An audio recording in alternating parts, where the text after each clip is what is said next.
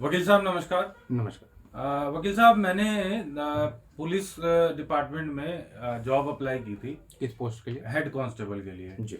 तो उसमें मेरा मेरिट में नाम आ गया है। ठीक है। और अब उन्होंने मेरे को एक डिक्लेरेशन फॉर्म और पुलिस वेरिफिकेशन फॉर्म दिया है। हम्म। पुलिस वेरिफिकेशन तो हो जाएगी। डिक्लेरेशन फॉर्म में एक चीज उसमें मेंशन है हम्म। कि आपके ऊपर पास्ट में कोई केस रजिस्टर है, कोई हम्म। केस पेंडिंग है, तो उसकी जानकारी मुझे देनी है। जी। अब वकील साहब मेरे ऊपर 2020 में हम्म। एक मारपीट का झगड़े का एक केस रजिस्टर कराया गया था। अच्छा। ठीक है, हालांकि उसमें मेरी कोई गलती नहीं थी, लेकिन एफआईआर रजिस्टर हो गया है जी। और वो केस अभी पेंडिंग है, कोर्ट में चल रहा है वो। ठीक है। तो ऐसे में क्या मुझे इस बात की जानकारी उस डिक्लेरेशन फॉर्म में देनी चाहिए? हम्म। और अगर मैं ना दूं तो मेरे ऊपर क्या कोई एक्शन हो सकता है मेरे अगेंस्ट? बहुत ही सुंदर क्वेश्चन, बहुत ही अच्छा क्वेश्चन आपने मेरे से किया है। जी। और इसका जवाब मैं आपको सरल वे में देता हूँ। ठीक है। मेरे पास कई बार ऐसी इंक्वायरीज आती हैं जिसमें ऐसे क्वेश्चन अराइज होते हैं कि भाई इस तरीके से मेरे ऊपर पास्ट में हीनियस क्राइम के मेरे ऊपर सेक्शन लगाए गए। ठीक है। और मेरा सिलेक्शन हो गया है गवर्नमेंट जॉब में, हाँ अब जी। मैं क्या करूं सर इसमें। हाँ जी। ठीक है। कई बार वो क्या करते हैं, इसको छुपा जाते हैं। हाँ जी। तो हमें एक्चुअली करना क्या चाहिए इसके बारे में मैं आपको बताता हूँ। मान लीजिए आपने कोई एग्जाम दिया, जैसा कि आपने कहा कि हेड कांस्टेबल के लिए आपने दिया, जी। आपका मेरिट में भी आ गया। Now they are proceeding with police verification. हाँ जी। आप कह रहे हैं पुलिस वेरिफिकेशन हो जाएगी, तो ध्यान रखिएगा पुलिस वेरिफिकेशन में भी आपके पास्ट में जो जो आपके ऊपर एफआईआर या फिर जो भी सेक्शन में आपके ऊपर एफआईआर हो रखी है जी। या फिर जो भी कानूनी कार्रवाई आपके खिलाफ हुई है, जी। ठीक है, वो सब उसमें आ जाएगा पुलिस वेरिफिकेशन। तो अच्छा। पुलिस वेरिफिकेशन को भी लाइट मत लीजिए।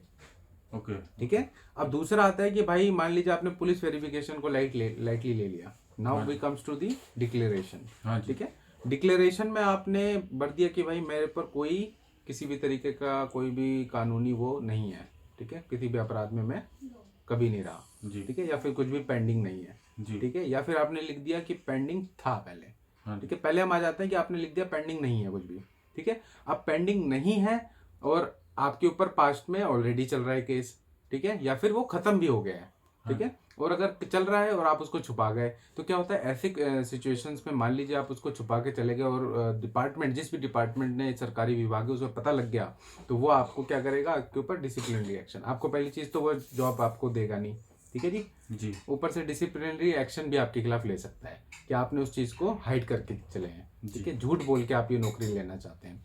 ठीक है। एक तो ये हो गया। दूसरा, मान लीजिए कि आपके खिलाफ कोई केस पेंडिंग था और वो खत्म हो गया हाँ जी। हाँ पास्ट में। ठीक है। अब ये क्वेश्चन बड़ा आता है कि भाई वो तो खत्म हो गया ना केस मेरे ऊपर, अब मैं क्यों बताऊं इस चीज को। तो आपको इस चीज का ध्यान रखना है, जब भी आपको कोई भी सरकारी विभाग में आप जॉब अप्लाई कर रहे हैं, डिक्लेरेशन में आपको चाहे वो पेंडिंग हो चाहे वो केस खत्म हो चुका हो, याद जी। रखिएगा, पेंडिंग हो या फिर केस खत्म हो गया हो, जी। उसे आपको जरूर डिक्लेरेशन में देना है, लिख के देना है उनको, सो डेट आप अपनी तरफ से वो रहेंगे कि भाई मैंने जो था सच सच आपको बता दिया है। अब डिपार्टमेंट के ऊपर है, डिपार्टमेंट अपनी क्या इंक्वायरी कराएगा, वो पूछताछ करेगा, हाँ इनके ऊपर ये केस दर्ज था, ये खत्म हो गया, किस वजह से खत्म हुआ, क्या रीजन रहा, वो आगे की बात है। ठीक है। जॉब आपको इस ग्राउंड पे आपको नहीं रोकी जाएगी कि आपने इस चीज को हाइड करा। अगर आप हाइड अच्छा। करेंगे तो आप फंसेंगे। और अच्छा, बताएं। यानी मुझे अगर मैं बता के चलूं और केस पेंडिंग है, यस। तो मेरी जॉब सिलेक्शन में कोई नहीं, देखिए उसमें क्या होता इफेक्ट है, नहीं आएगा? कई डिपार्टमेंट्स उसके उसके बाद भी कई डिपार्टमेंट जॉब नहीं देते हैं।